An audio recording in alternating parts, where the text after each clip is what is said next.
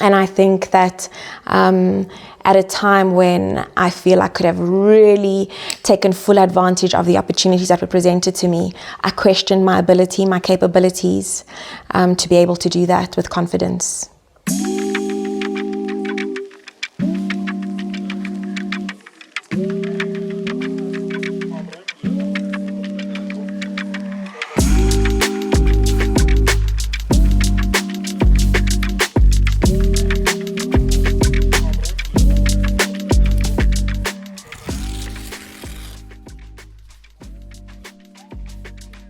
So I believe that human beings have a deep need, an intrinsic need to belong. And when we don't feel that sense of belonging, it can affect our confidence, the way we see ourselves. It brings about comparison, ultimately shame and embarrassment. And that's how I see or define cringe or being cringe. How this has shown up for me personally, I've often been labeled since I was a little girl, but even quite well into my teenage years and being a young adult, as being overly sensitive or too soft. And this often led me to question my thoughts, how I showed up, my possible opportunities to succeed in life. So it really did consume a large part of my younger years, and ultimately led me down a path of greater self-discovery, if anything. So there's a critical inner voice for a lot of highly sensitive people, what I now call highly empathic, and it's led me to question opportunities that I could have taken or should have taken at a time in my life in the past, and that I possibly missed out on. But to be honest, I think that in having missed out on those possible opportunities was in fact a blessing in disguise. I think, the thing with empaths is we have this little voice that's only self-critical when it comes to our own actions and our own behaviors and tendencies, but is overly compassionate toward others. So while it serves the greater good of others, it can be quite distressing for ourselves. And I think that at a time when I feel I could have really taken full advantage of the opportunities that were presented to me, I questioned my ability, my capabilities to be able to do that with confidence. I think leading on from what I was alluding to just now, in my personal career progressions and opportunities, when these were presented to me, I didn't feel quite ready.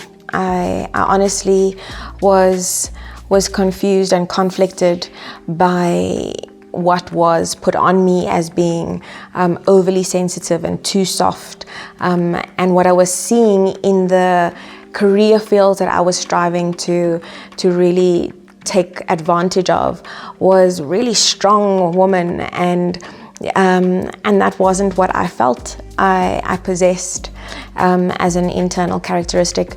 But since then, I think I've evolved a lot, but I don't think I'm alone in this journey. I think it's something that really did keep me from absolutely taking full advantage of travel opportunities, opportunities of mobility, and it was only really later on in my journey that I was able to fully pivot into the career path and own something, much to, I think, a lot of people's dismay, really take on a completely different career path, from marketing manager into human resources, or what we call now human relations and diversity, equity and inclusion.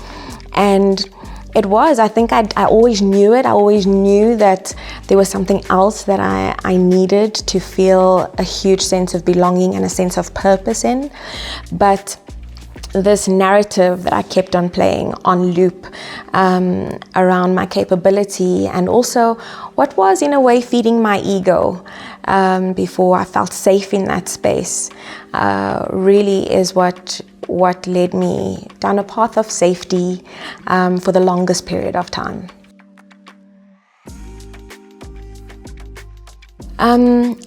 In a world that, you really have to, what I perceived, and maybe largely due to my inner critic, in a world that demands we stand out, take up space, I needed to find my way of doing that.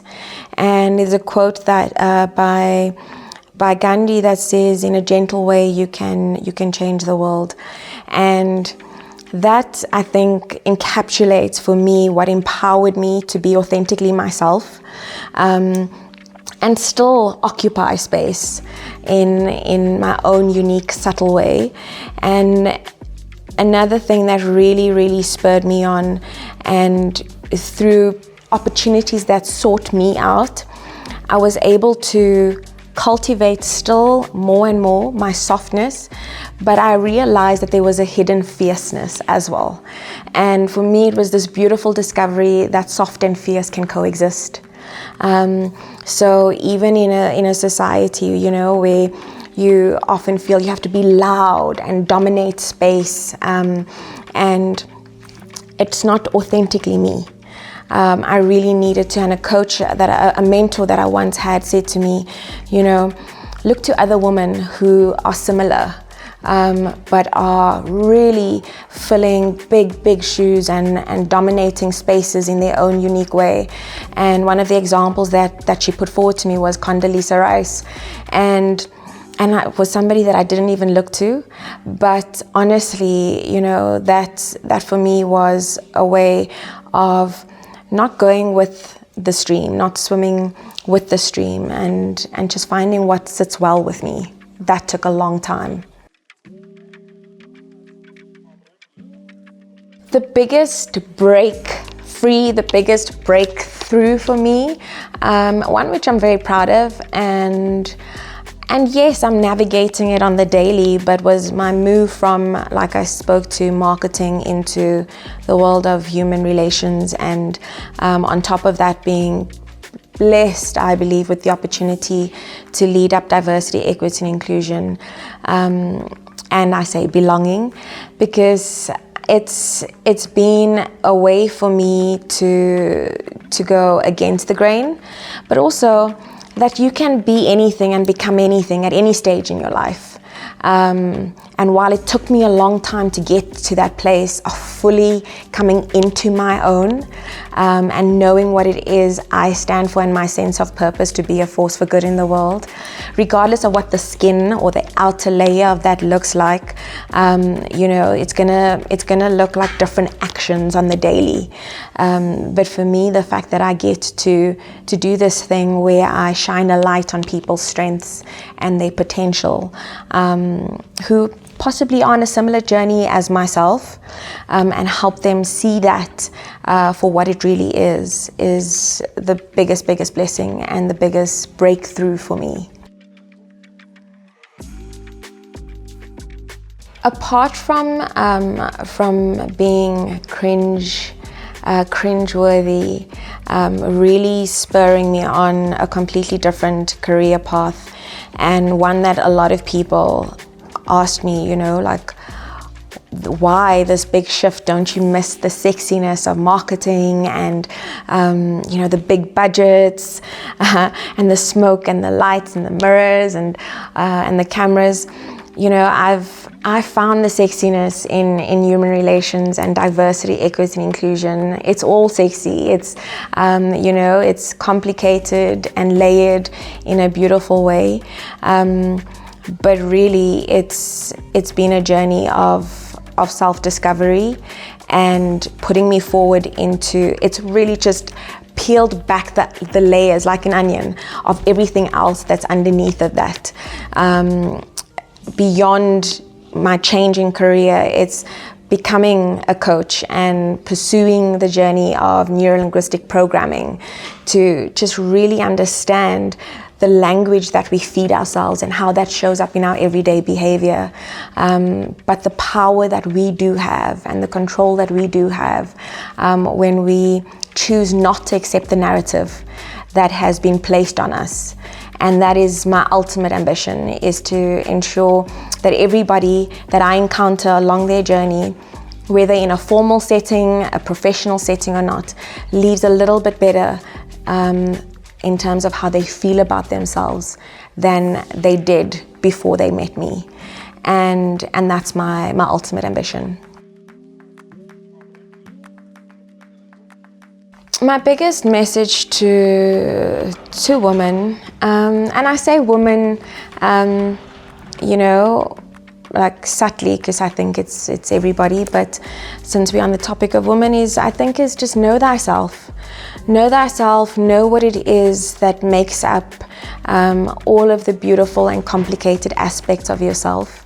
I think when we know ourselves and we go down that rabbit hole, it's probably why I'm so intrigued by enneagrams and psychometric assessments and personal development, because when you know yourself, there's nothing that somebody else can say to you that's foreign to you about yourself. And nobody can poke holes in the statement of yourself that you own so unapologetically. And that takes time. But my greatest encouragement is to do the work.